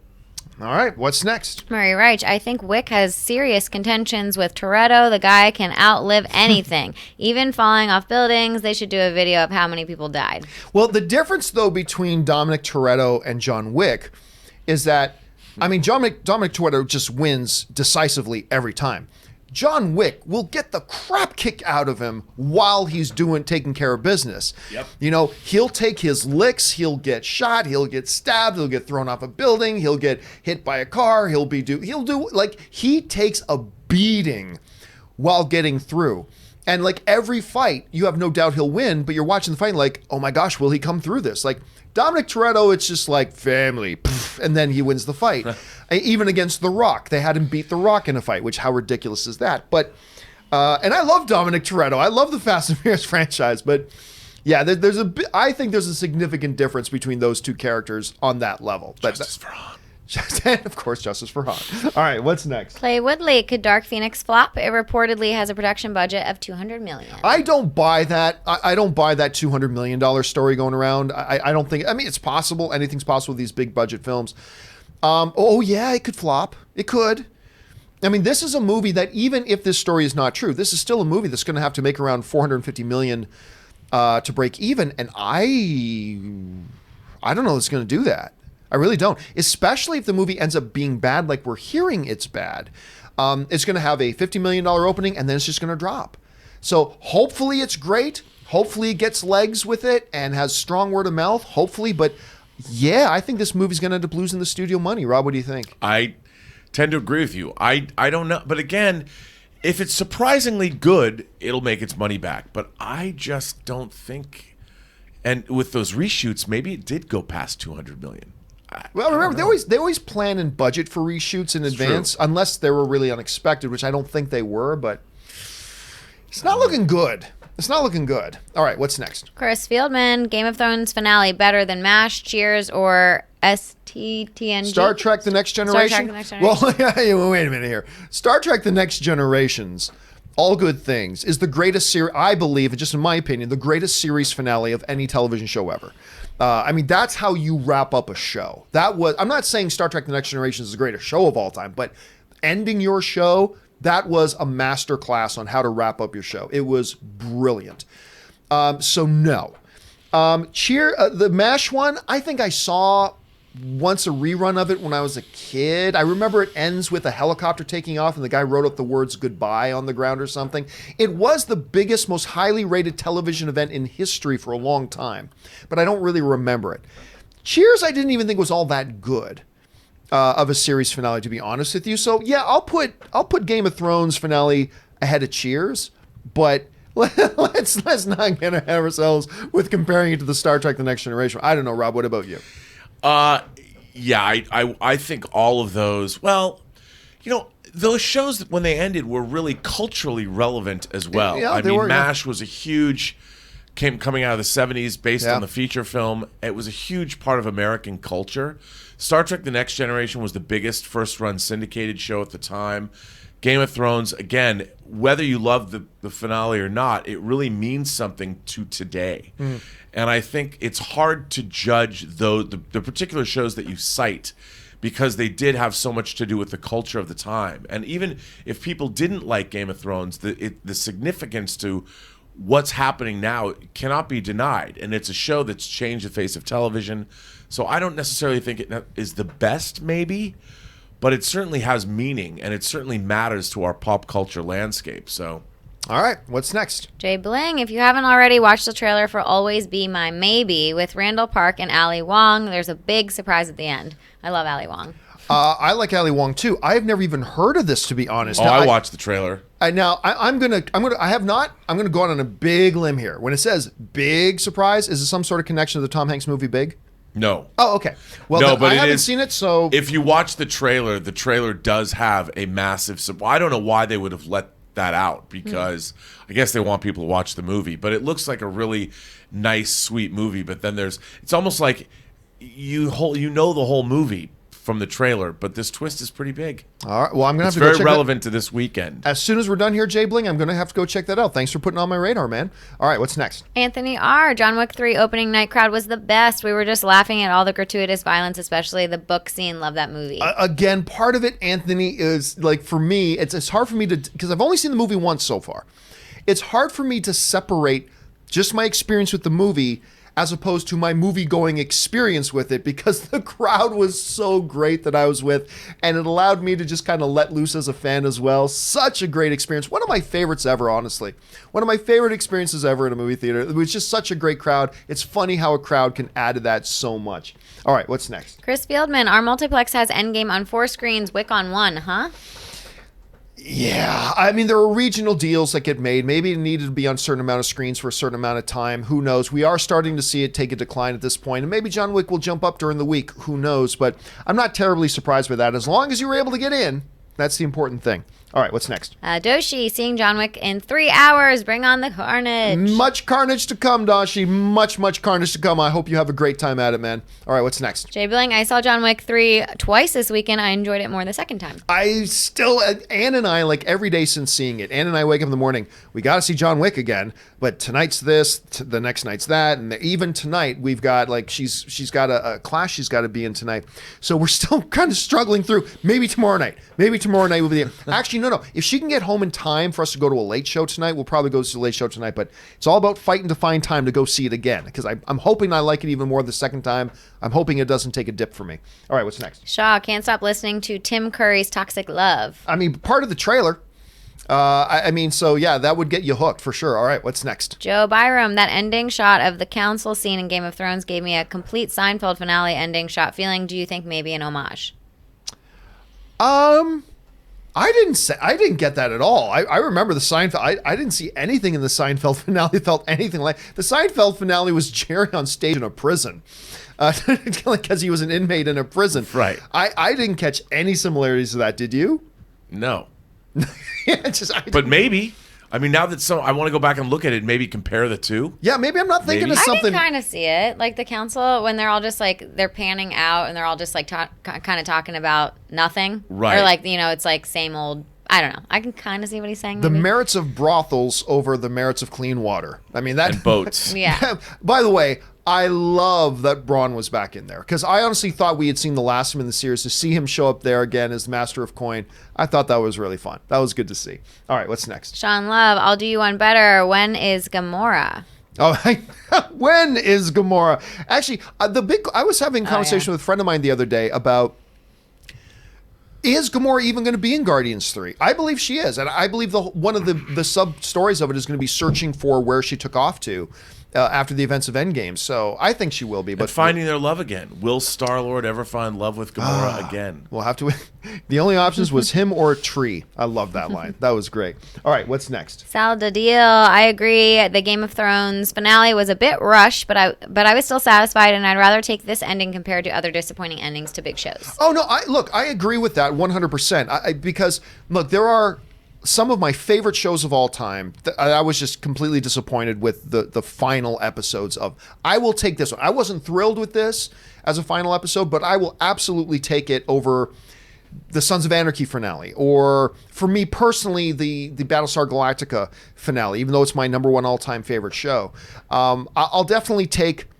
Look, a lot of great shows have a very hard time with their final episodes.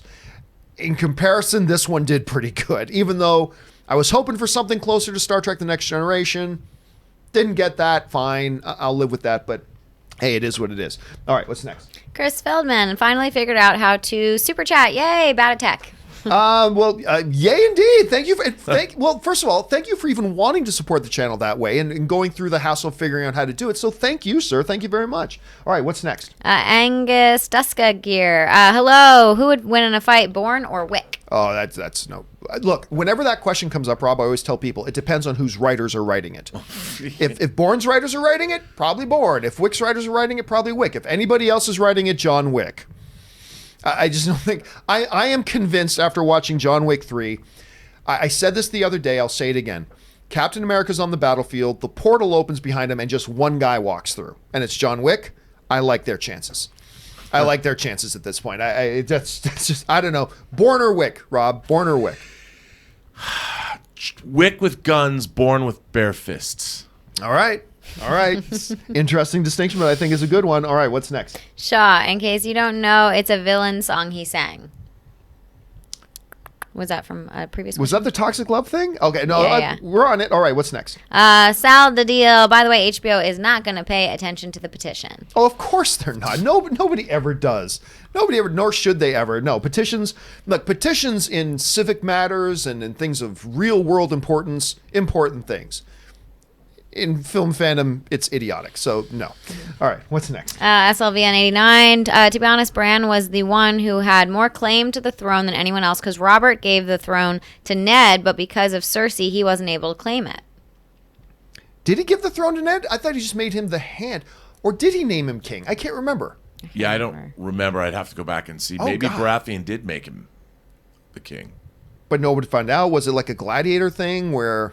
Yeah, I guess no one. Yeah, probably. Now you've got me thinking, Slevin. You got me thinking. Now I got to go back and check that out. Maybe you're right. Maybe you're absolutely right. I have to go check that out. All right, what's next? Slevin again. That being said, I love the way it ended. Again, I really like all the points they hit. I like what happened. I just wish they would have paced it out better. That's my one thing. But I agree with you. I like what happened.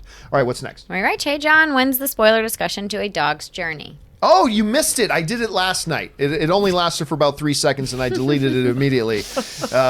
We'll do part 2 of our dog. What's it called again? A Dog's Journey spoiler discussion. Part 2 sometime next year. Keep your eyes open for it. All right, what's next? Mason Barr, Game of Thrones was underwhelming, and I miss Yurgi. I love her. I don't even know who that is off the top of my head. That's Jon Snow's redheaded, delightful. Oh, yes, his true love. Yeah, that he actually married in real life. You know nothing, Jon Snow. Yes, that's right. She's the main reason why I predicted that at the end of it, he would leave and go off and live north of the Wall. He would go live with the wildlings again. So that's one of the big reasons. And I always missed her too. I was really surprised when they killed her off, as a matter of fact. All right, what's next? I love that they're married. That's so cute. That's so nice. Jeff Jones, speaking of shows with great endings, MASH. Again, all I remember is as a little kid, the helicopter taking off, ba, ba, ba, ba, ba, ba, ba, ba, and then the words goodbye written on the ground. I thought, oh, that's nice. I have no idea what's going on, but that's nice. It was an iconic show. Yeah. And I just remember for years, nothing touched it as far as most viewed television event of all time. But I should probably go back and watch that show sometime because it's just so important to so many people. So I should probably check it out. Hawkeye. All right, what's next? Jeff Crow, first a cup of coffee, now water bottles, guess Sam and Devros couldn't live without their Aquafina. I mean, look, I said before, to me, the bigger surprise is that this doesn't happen more often. But for it to happen, look, when that thing with the coffee thing happened, you would have thought they would go, okay, guys, let's just take another look at the upcoming episodes and let's really go through it to make sure they still missed it. Now, granted, I missed it too. I didn't see it, but somebody should have caught that, Rob. I didn't think so. They should have caught it on set is where they should have caught it. Yeah, they should have, but even afterwards, especially after the coffee incident, they should have, maybe we should take another look, but whatever. It doesn't change the show, but it is something they should have caught. All right, what's next? Robin Patterson, movie fact of the day, the kinetoscope, the progenitor of the modern motion picture camera, was displayed in New Jersey on this day in 1891. Really? I'm not familiar with the kinetoscope, Rob. Do you know any history on that? Because I'm not familiar with it. No, but other than it's more like a cranked operated thing that you watch. Okay. You know, they had interesting. There was the zoetrope, the kinetoscope. Right. They were able to create moving images with these things. That's cool. All right, what's next? Joe Byram, I started the petition to get John to redo his final Game of Thrones final discussion video. Yep, and I will take that petition under advisement. I'm sure you'll hear back from me on that really soon. All right, what's next? Caleb Kaiser, hey John, as a kid growing up in the 90s and early 2000s, I believed cartoons were at its peak. I remember my parents would get excited for the upcoming episodes since 2008. I'm like, what the hell happened? I still remember, Caleb, and look, I'm sure every generation thought their cartoons as a kid were the best and everything else has sucked. Kind of like every generation thinks their era of music was the best and everything since then has sucked. But I still remember a couple years ago, Rob, like the story coming out about the last Saturday morning cartoon has been canceled. And it's like, I remember as a kid, Saturday morning cartoons. I mean, that was it. And there is no such thing anymore as that. Things have changed. So I don't know. Obviously I grew up with Transformers and I grew up with G.I. Joe and things like that. So those are the ones that mean the most to me, obviously. But I don't want to get into this thing where the stuff I grew up with was the best. Well, yeah, but the stuff that every kid grows up with is reaching them at their particular cultural context at the time and affects them in different ways. So I'm not ready to say that. It's hard for me to disagree, but I actually thought the 80s and 90s stuff was better than the 90s and 2000s stuff. But that's me because different era, right? What do you think, Rob? One of my favorite cartoons is from the mid-'60s, and it's still one of the greatest cartoons ever made, and that would be Johnny Quest. Oh, there you go. Johnny Quest with the great theme song, Race Banner and Dr. Benton Quest and Haji and the Dog Bandit, although somebody would probably say that Haji's problematic now, but I don't think so. No, not the way he was done. Johnny Quest is great, and it's coming out on Blu-ray. And they're still working on a movie. They're Yeah. trying to get a movie version of Johnny Quest going, which would be really great to see if they can get that off the ground and actually into No, it's production. true. So- I've actually read there's been a number of good Johnny Quest scripts over the years as well. I'm sure they're going to have another even better one. But we are in a golden age of animation. There's so much more animation, whether it's something like Archer or something like The Simpsons. I love Archer. I mean, if you think about all the great animation that's on, we have a lot more of it now than we used to. Yeah, A we lot do. more. But I also think what happened was that the relationship with kids and media has changed dramatically. So Very much. how they they have handheld, they're on YouTube. It's just it's a different game than when we were in the Absolutely, 90s. 100%. So And and you know what? By the way, Caleb, thank you. That was a really generous super chat. Thank you so much for that, Caleb, man. All right, what's next? the Gixxer 73 with Spider-Man opening on a Tuesday. How does that affect the total of the weekend box office total? Well, I mean, ultimately, the studio doesn't care. The studio only cares about how much money do we make, period. They don't care which days it comes in at. So the actual weekend, the real weekend box office will count from Thursday night to Sunday. That's what the opening weekend box office will count towards. They will not count the Tuesday and Wednesday and the early day Thursday showings. That goes towards the total box office number, Right. but won't count towards the weekend, nor should it. And at the end of the day, studios don't care. All they care about is how much money is dropping in our bank accounts. They don't care which day it comes in. So that's how that will be affected. Rob, anything to add to that? No, I thought it was good. All right, what's next? Carlos Rojas. Hey, John, have you seen the HBO miniseries Chernobyl? It's really good, and it stars Stellan Skarsgård based on the Chernobyl disaster. Thanks. Does it? It is a show that I remember the first time I saw the trailer, and I was like, I gotta watch this. And it has debuted now. I have not started watching it yet though, and I've not been disappointed by what I'm hearing from people. Like everybody I'm talking to is saying that has seen is like, you gotta get on this and watch this. I'm very excited. You haven't started watching it yet yourself, right? Me? Yeah. Oh Chernobyl? yeah, I watched the first episode. Oh, you did see the first episode? Yeah, it made my flesh crawl. It's so well done, and it's a wait to docudrama watch it. about what happened at Chernobyl. It opens with the disaster, the night of the disaster, and like you're watching families standing and looking at this fire outside Chernobyl as radioactive waste. They're just playing in it, and you're just going, oh, it's just, eesh. Oh, It's frightening. I gotta watch Terrifying. it. I gotta watch it. All right, what's next? Stephen Stanley, they should make a Tiger Woods biopic with his rise and fall and then his comeback. So inspiring. Listen, him coming back and winning the Masters.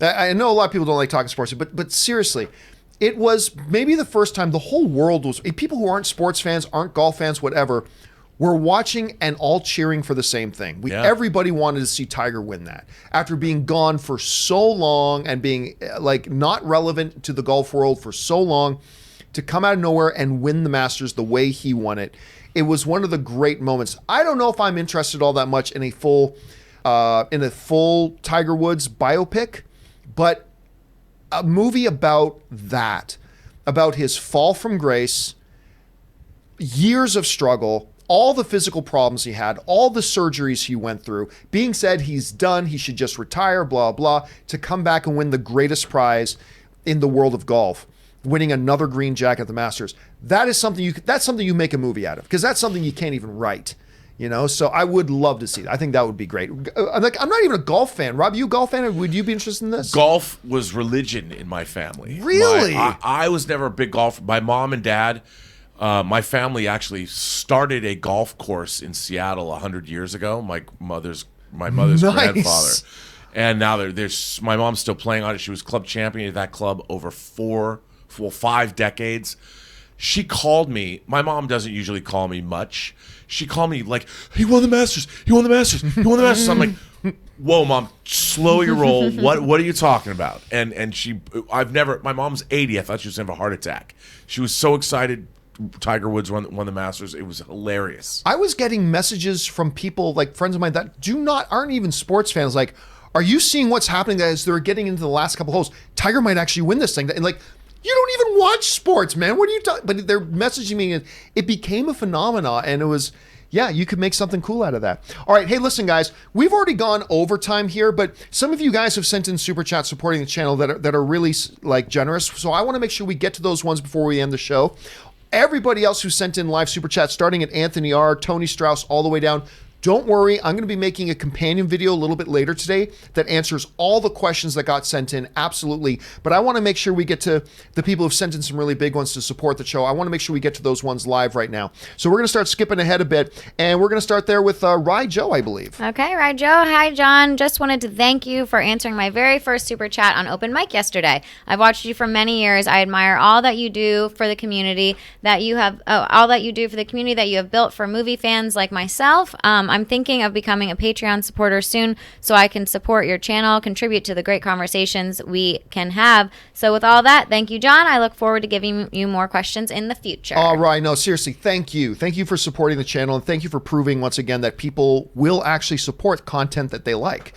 And so thank you, man, for being here and being part of nice. For being part of the reason that we're even able to do these shows, and to have film fans like yourself who not only participate but want to step up and actually support it too.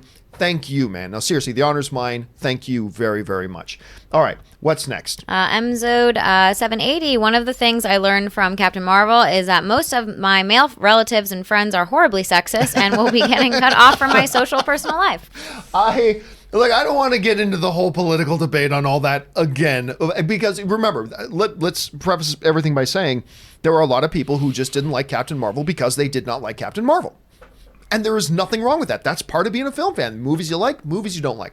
There are, however, undeniably, a segment of people who are just straight out sexist that don't like a woman talking about, hey, there's some inequality here. And they get angry at a woman pointing out something very obvious. A segment But it is unfair. I want to be really clear on this. It is unfair for us then to loop anybody that doesn't like Captain Marvel in with that one little segment. We got to make sure we don't do that, because there are movies I don't like because I don't like them. This movie people didn't like because they didn't like it, and that's perfectly a healthy part of being a film fan. But you're right. There were segments of people that their colors start to come out when things like issues like that come up. And I'm sure, Emzad, you had your experience with that as well. All right, what's next? Troy Strauss, Game of Thrones. Don't buy that the North would be able to leave. I mean, what's keeping everyone else in the fray? If I were Dorne, I'd be like, oh, we can leave. Peace out. Who's going to stop you at this point? Well, see, to me, Robin, I don't know how you felt about this. They always set up to me that the North in Winterfell was always the most independent of anything. They didn't rely on trade. They didn't rely on any other kingdom. They didn't rely on anything else. They were a very self-sustaining kingdom on their own. Whereas it's always been set up to me that the entire rest of Westeros is very interdependent on each other, that they need that localized center of government for everything. Like, you can be the banks, but being the bank is no good unless you have all these other kingdoms to do business with and all that kind of stuff. So that's how I saw it and why I thought they could separate out, because they historically had been separate before. Right. How did you see that? I see it that way as well. And because the North, it's cold. You know, the snow and winter is coming and all of that. I think that the North is like you said, it's always been different. And the west of Westeros is like, yeah, the North does their own thing. We don't want to go up there. By the way, I love that moment of Queen of the North, the swords. I thought that was great. That was a nice moment for Sansa. Mm-hmm. All right, what is next? Yep. Alex Bates, Bran foresaw the burning of King's Landing and did nothing, leaked Jon's lineage to cause conflict, then exiled him, turned down Warden of the North, and happily accepts Kings, acts like he doesn't want it so no one blinks an eye. Evil! I don't know. See, they've never been really clear on how much does he actually know. He knows everything in the past. He can look back. And by the way, he just doesn't automatically have pure omniscience. He has to sit down and look back in the past and look for something specifically. He doesn't automatically have all knowledge of everything. And they've never been really clear about what parts of the future does he know and what doesn't he know. What can he see and what can't he see? They've never been really clear on that. So I don't think he is an omniscient, all-powerful, all-seeing, all-knowing everything. But he is the three-eyed raven. But, Alex, had it been the way you described it... that makes him the maniacal mastermind behind everything, just wanting power for himself. I mean, it does kind of paint in that kind of... But Rob, I've never really gotten a clear picture. I've never felt that they've just clearly laid out, here's the definitive blueprints of how Bran's powers work. No. So, have you or... No, they haven't. I mean, the three-eyed raven, what does he want? What's he looking for? We saw him looking into the past, but we haven't seen him do that lately. I don't know. I really don't know. I really hope that they make a 10 years after special, where they go to Westeros 10 years after the big conflict, and they bring back all of our characters and see, like Tyrion said, well, ask me in 10 years, where they're at. And they should do it like a VH1 special, where they go to Westeros and just talk to them like as if they're really going there. Well, here's where we are. Kind of like the Office setup. Well, you know, when Tyrion said to me, ask me in 10 years, I didn't actually think we'd go. I honestly thought, when he said that, I thought the show would end with black screen 10 years later. And like... But they didn't. But did they set up spin-off shows that they hadn't announced? Is Arya of the West now going to become a show? Are they going to actually pick this up in a few years? Who knows? I don't think so, but you never know. All right, what's next? Next is from Andrew Seeley. I think the best Game of Thrones ending would have been the Night King killing everyone, and then walk away feeling of the final episode, making you think, "Oh crap, did that just happen?" It would have been bold. It would have been bold. I mean, I thought there was a possibility that somebody presented this to me, and I thought, ooh, that actually sounds kind of neat. Dany wins. She kills Jon. She executes Arya and Sansa. Damn. Brienne of Tarth, who's sworn to protect Lady Stark's children, escapes with Bran into the woods. Bran comes across the final of the Forest Children, who turns him into the new Night King. And I thought, ooh, wouldn't that, like, and somebody presented that to me, and I'm like, well, you can't, ooh, but how cool would that be? That would be like, all of a sudden his face turns white. I mean, would have been cool, but I didn't think they wanted to go that dark. I didn't think they wanted to end it like that. All right, Final question of the day. Last one is from Nick. Over under 50% Endgame catches Avatar, and over under 5% Endgame catches 3 billion. Love your show. I think I gotta take. Look, I still think it's going to happen. I still think it will catch Avatar. It's not a lock. It's not a guarantee. But so I'll take the over 50% on that. It's not going to hit 3 billion, but 5% is such a low number. I got to take the over on 5. If you're going to give me action on 5%, I got to take the over on 5. I don't think it'll happen, but I got to take the over on 5. Rob, what about you? 50% that it'll catch Avatar. I'm going to go over. Yeah, I'm pretty safe on there. 5%, it'll catch 3 billion. Under. You're going to even take under 5. It's not going to make it. Yeah, for me, it's such a low number. I still got to take the over on that. All right, guys, listen. To everybody else, once again, who had sent in super chat questions, don't worry. All of them are going to get answered in the upcoming companion video a little bit later this afternoon. Keep your eyes open to that. And a special thank you to all you guys who sent in those topics and questions. Number one, because you give us great fun stuff to talk about. Number two, you supported the channel along the way, and I appreciate that very much. I want to also, talking about appreciation, extend my appreciation on my behalf and yours to the people joining me here today. First of all, the magnificent Mr. Robert Meyer Burnett. Robert, where can people find you? You can find me on Twitter at BurnettRM. Find me on Instagram at RMBurnett, or my own YouTube channel, The Burnett Work, and its companion website, theburnettwork.net. And of course, Ashley Whalen is here. Ashley, where can people find you? You guys can find me on my Twitter at AshAttack1, or my Instagram is my name, Ashley Whalen. There's 2 I's in my first name. And you guys, of course, can simply follow me on my social media, just at John Campea. Again, lots of stuff coming later today. I got a follow-up to our Game of Thrones finale discussion last night. We've got today's companion video coming. The John Campea Show is, of course, back again tomorrow. Guys, make sure you subscribe to this YouTube channel if you haven't already, keeping up to date on when all the new episodes are coming out. Make sure also, if you want to support the channel another way, just click that thumbs up button. When you more thumbs up you give it, it certainly helps the channel overall. That'll do it for us for now, guys. Thank you so much for being here. My name's John Campea, and until our next episode, bye-bye.